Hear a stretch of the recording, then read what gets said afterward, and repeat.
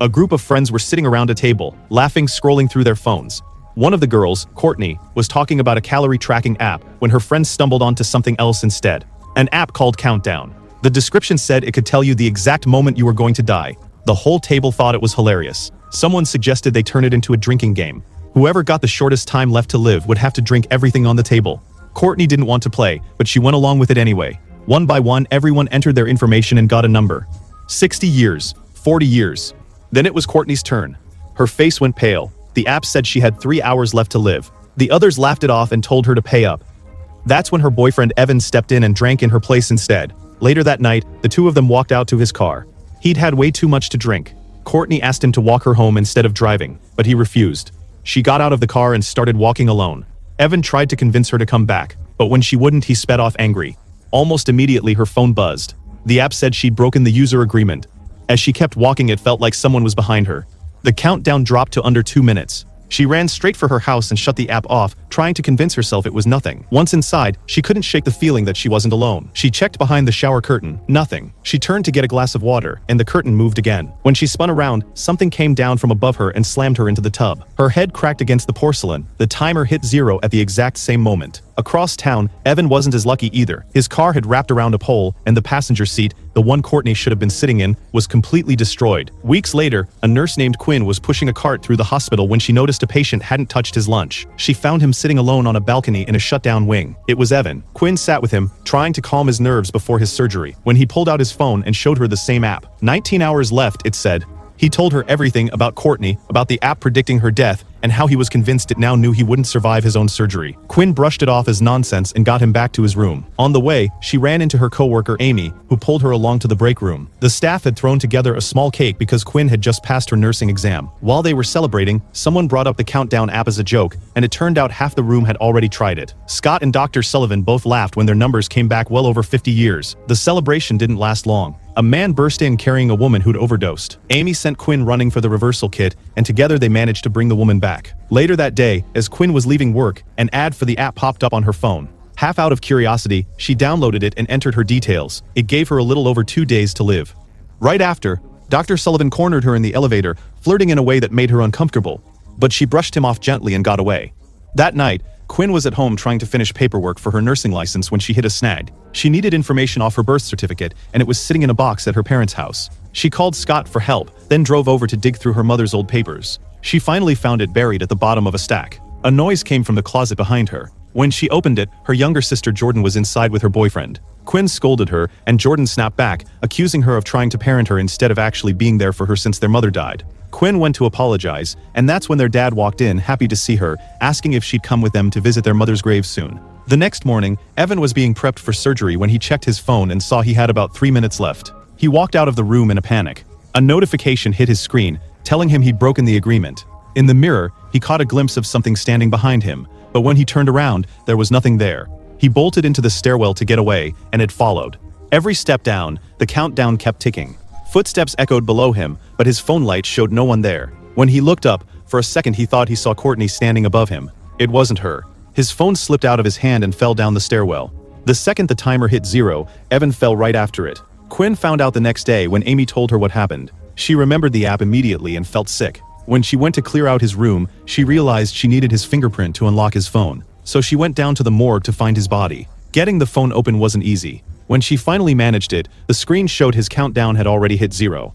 Then his hand dropped and brushed against her arm. She dropped the phone in shock, and when she picked it back up, his head had turned to face her. She shoved the body back into the freezer and got out of there fast. Back upstairs, Quinn checked her own countdown. Less than 2 days left, and the exact hour lined up with the time she was supposed to meet her dad and Jordan at their mother's grave. She called and canceled on them. Almost instantly, the app buzzed again, warning her she'd broken the agreement. A shape moved down the hallway ahead of her, but when she turned to look, it was empty.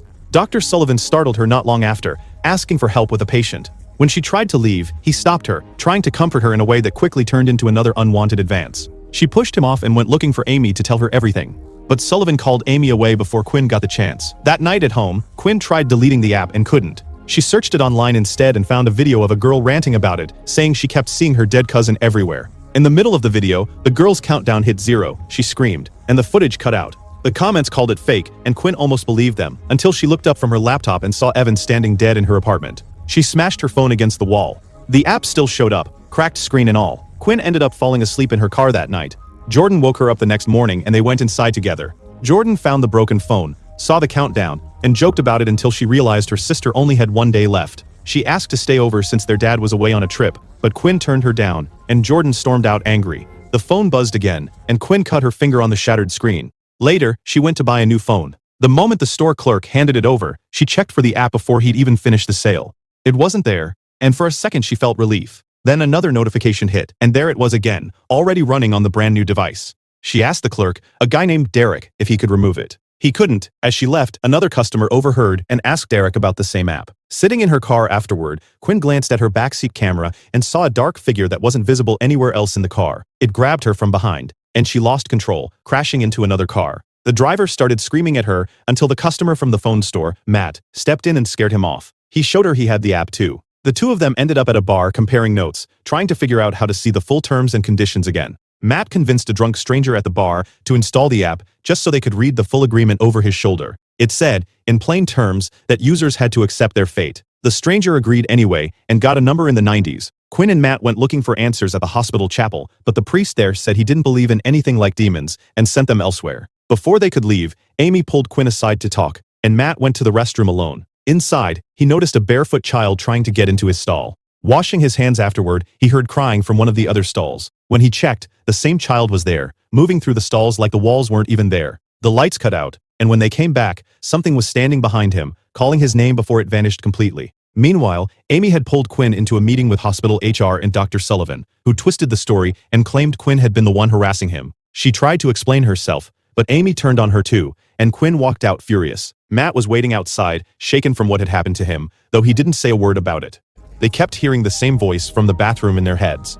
They eventually found a priest willing to talk, an older man who lit up the second they mentioned demons. He told them an old story about a prince who was given a scroll by a gypsy woman predicting the exact hour of his death. She warned him never to try to change it. He did anyway, and when he came back to her terrified, she told him it wasn't death chasing him. It was a demon, sent to torment him until his foretold hour finally arrived. The priest suggested they find someone who could hack into the app itself. That's how they ended up back at Derek, bribing him to break into the code. It was written entirely in Latin, and buried inside were the exact countdowns for every user, including his own. Derek changed his number on the spot, and then noticed Jordan's countdown sitting dangerously close to Quinn's. He changed hers too, right as an older woman watching over her at home snatched the phone before Jordan could see it clearly. Quinn and Matt thanked Derek and asked him to stay with her that night, too afraid to be alone. They left every light in the apartment on. Matt told her about the brother he'd lost, and she opened up about her mother, both admitting they hadn't treated them well before they died. Later, lying in bed, the lights went out again. Quinn heard something near the doorway and reached over to wake Matt, except the thing lying next to her wasn't him. The real Matt yanked the blanket off, and the demon disappeared instantly. Both their countdowns snapped back to where they'd started. Quinn suddenly remembered Jordan's number too. Across town, Jordan heard her phone ringing inside the old woman's room and went to grab it. Her countdown had reverted back as well. Something appeared outside her door. She checked the hallway, the lights cut out, and when she stepped back into her room and shut the door, it swung back open on its own. She hid under the bed and heard her dead mother's voice calling out for her. The bed was shoved aside and her mother's figure appeared right in front of her. Jordan ran straight for the front door, where Quinn and Matt were already waiting. They went back to the priest, who translated more of the code and realized it was a curse that could be broken. His theory was that if they could keep one of them alive past their predicted time, the whole curse would collapse. His plan was to seal themselves inside a blessed circle of salt and hold out until one countdown expired safely. Quinn mixed the salt with paint, and the priest blessed it as they painted the circle onto the floor. They checked Matt's countdown just before stepping inside. He hesitated, panicking, until Quinn kissed him and pulled him in with the others. The moment the lights died, the demon appeared just outside the circle, unable to break through while the priest prayed.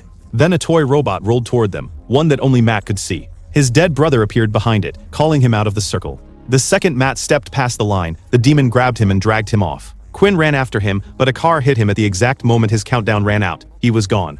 Jordan had been hurt too, so Quinn rushed her to the hospital. While a doctor treated her sister, a coworker pulled Quinn aside and told her she knew exactly what Sullivan had really done, and that she had her back if Quinn wanted to go after him. Quinn spotted Sullivan talking to Jordan across the room and walked over, thanking him sweetly while quietly forming a plan of her own. Jordan admitted that their mother's death had been her fault, not Quinn's, but Quinn told her neither of them was to blame. The sisters made peace, both accepting they might not have much time left. But Quinn wasn't ready to give up. She had an idea. She found Sullivan in his office and apologized, playing into his ego just enough to lure him somewhere private. He saw through the act and asked what she really wanted. She told him she wanted her job back and led him into the abandoned wing of the hospital. Minutes later, he was searching for her in the dark, finding pieces of torn clothing scattered on the floor as she toyed with him from the shadows. She hit him with a wrench and reached for a syringe of morphine, ready to end things herself, when Jordan showed up and stopped her cold. Before either of them could act, the demon dragged Sullivan away instead. Quinn realized that if she could kill him before his own countdown ran out, the curse tied to him might break too, so she went after him again. Jordan searched for her sister, her own countdown ticking under 2 minutes, when the demon appeared right behind her. Quinn, still hunting for Sullivan, got knocked out by him before she came to and chased him again. The demon shoved her aside, long enough for him to slip away, but she wasn't done yet. Jordan tried to hide from the thing stalking her, but her app kept giving away her exact location no matter where she went. A freezer door creaked open, and as she stepped closer to check it, the demon grabbed her and threw her clean through a window. Her countdown was seconds from 0, as it closed in for the kill. That's when Quinn appeared, pressing a syringe against her own skin, screaming at the demon to let her sister go instead. Jordan begged her not to do it. For a moment, the demons shifted into their mother's shape, trying to throw Quinn off balance. Jordan's timer kept falling. Quinn hesitated just long enough to catch herself, then plunged the needle into her own arm. She died seconds before her own countdown would have hit 0, and the demon lost its hold completely. The curse was broken. Jordan sobbed over her sister's body until she spotted the name of a drug scrawled on Quinn's arm and a bottle rolling nearby. She grabbed it and injected it straight into Quinn, reversing the overdose just in time to bring her back. Sometime later, Quinn, Jordan, and their father stood together at their mother's grave. As they turned to leave, Quinn's phone buzzed one last time. A new beta version of the Countdown app had just installed itself. In a final scene after the credits, Derek was out on a date at a restaurant when his companion excused herself to the restroom. His phone lit up with a fresh countdown of its own. The lights flickered out and the last thing heard was Derek screaming into the dark. If you enjoyed this, smash that like button and subscribe for more.